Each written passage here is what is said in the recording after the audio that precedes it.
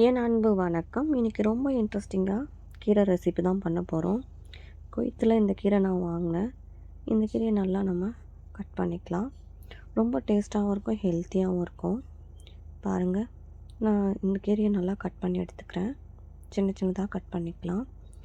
Cut பண்ணி தனியாக வச்சுக்கலாம் நம்ம. ஸோ பருப்பு போட்டு தான் பண்ண போகிறோம். அதுக்கப்புறம் தேவையான பொருட்கள் என்னென்னு பார்த்தோன்னா, நறுக்கிய ஆனியன் ஒன்று இருக்கும், தக்காளி, பச்சை மிளகாய், பூண்டு, அதுக்கப்புறம் தாளிப்பதற்கு ஜீரகம், காஞ்ச மிளகாய், கருவேப்பிலை, கொத்தமல்லி எடுத்துருக்கோம். பருப்பை நம்ம தண்ணியில் நல்லா கழுவி ஊற வச்சுக்கலாம். ஸோ நல்லா இந்த மாதிரி கழுவி நான் ஊற வச்சுருக்கேன். கொஞ்சமாக புளி எடுத்து ஊற வச்சுக்கலாம். ஸோ அதுக்கப்புறம் கேஸ் ஆன் பண்ணி ஒரு குக்கர் வச்சுட்டு குக்கரில் நம்ம ஊற வச்சுருக்க பருப்பை ஆட் பண்ணிக்கலாம். ஸோ எல்லா பருப்பையும் ஆட் பண்ணியாச்சு. அதுக்கப்புறம் கழுவி க்ளீன் பண்ணியிருக்கேன் இந்த கீரையை ஆட் பண்ணிக்கலாம். ஸோ இது என்ன கீரைன்னு சொல்லிட்டு கமெண்ட் பாக்ஸில் கமெண்ட் பண்ணுங்கள். ஆனியன் ஆட் பண்ணிக்கலாம். அதுக்கப்புறமா பச்சை மிளகாய் ஆட் பண்ணிக்கலாம், பூண்டு ஆட் பண்ணிக்கலாம். ஸோ அதுக்கப்புறம் தக்காளி கொஞ்சமாக ஆட் பண்ணிக்கலாம். அப்புறமா கொஞ்சம் ஆட் பண்ண போகிறோம் நம்ம. கொஞ்சம் தக்காளி ஆட் பண்ணியாச்சு. ஸோ ரொம்ப சூப்பராக இருக்கும், ஹெல்த்தியாகவும் இருக்கும். இது நம்ம எல்லாத்தோடு வச்சு சாப்பிட்லாம், ரொம்ப டேஸ்ட்டாகவும் இருக்கும்.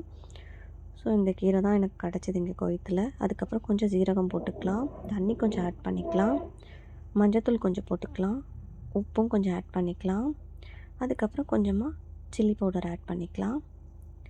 ஸோ ஆட் பண்ணி நல்லா மிக்ஸ் பண்ணிவிட்டு பாருங்கள், கொஞ்சம் எண்ணெய் ஊற்றிக்கலாம். ரீஃபண்ட் ஆயில் தான் ஊற்றிருக்கோம். எண்ணெய் ஊற்றி நல்லா மிக்ஸ் பண்ணிக்கலாம். மிக்ஸ் பண்ணதுக்கப்புறமா குக்கரை மூடி போட்டுக்கலாம். நம்ம மூடி போட்டு ஒரு 2-3 விசில் கழித்து எடுத்துடலாம். இப்போ பாருங்கள், சூப்பராக குக் ஆகிடுச்சு. ஸோ அனல் கம்மியாக வச்சுட்டு இதில் நம்ம கொஞ்சமாக தக்காளி ஆட் பண்ணிக்கலாம். ஆல்ரெடி ஆட் பண்ணியிருந்தோம், பேலன்ஸ் தக்காளி தான் ஆட் பண்ணியிருக்கோம். அதுக்கப்புறம் கரைச்சி வச்சுருக்க புளியும் ஆட் பண்ணிக்கலாம். எல்லாத்தையுமே ஊற்றி நல்லா மிக்ஸ் பண்ணிக்கலாம். அதுக்கப்புறம் கேஸ் ஆன் பண்ணி அடுத்து பேன் வச்சுட்டு எண்ணெய் ஊற்றி 2 பூண்டு நசுக்கி போட்டு சீரகத்தையும் போட்டுக்கலாம், கொஞ்சம் கடுகையும் ஆட் பண்ணிக்கலாம். ஸோ ஆட் பண்ணிவிட்டு காஞ்ச மிளகாய் 2 ஆட் பண்ணிக்கலாம், கொஞ்சம் கருவேப்பிலை ஆட் பண்ணிக்கலாம். ஸோ அவ்வளோதாங்க, சூப்பராக தாளிச்சாச்சு. இதுக்கு மேலே கொஞ்சம் கொத்தமல்லி போட்டு நம்ம தாளிச்சதை ஊற்றிடலாம். அவ்வளோதான், ரொம்பவும் டேஸ்ட்டான நம்மளுடைய பருப்பு போட்ட கீரை குழம்பு ரெடி ஆகிடுச்சு. மீண்டும் மீண்டும் சுவைக்க தோணும் ஹானாஸ் கிச்சன் தமிழ். புதுசாக யாராச்சும் பார்க்கும்போது சப்ஸ்கிரைப் பண்ணிவிட்டு பெல் ஐக்கானையும் கிளிக் பண்ணிவிடுங்க. தேங்க்யூ ஃபார் வாட்சிங்.